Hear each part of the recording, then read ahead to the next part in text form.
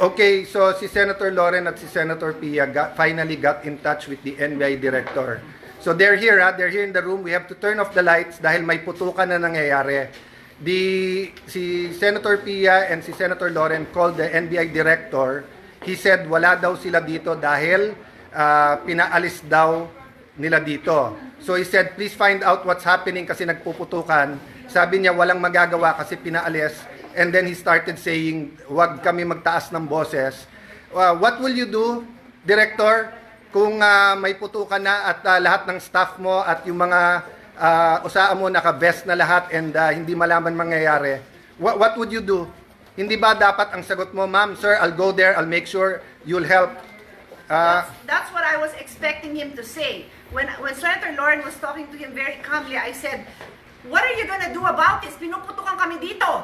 Tapos sabi niya, hindi kami makalapit, pinalis nyo kami dyan. Sabi ko, well then do your job, make us safe, this is not good. Ma'am, wag mo ako sigawan. Yun lang ang masasabi mo sa akin. Pinuputukan kami, sasabihin mo sa akin, wag kitang sigawan. Sumisigaw ako dahil mataas ang emotion. So, I'll give everyone context. 4 senators got tips 30 minutes ago while we were talking na umalis na dito kasi may mangyayari. So, yung isa kapwa senador, yung iba kung sino-sino nagsabi. So, the emotions are high here because bakit kami paalisin? We're waiting for the articles of impeachment and we're having a meeting. Nasabi lang dadating na. So, again, no? Kung sino nakikinig from the government, this is the Senate of the Philippines. We are allegedly under attack.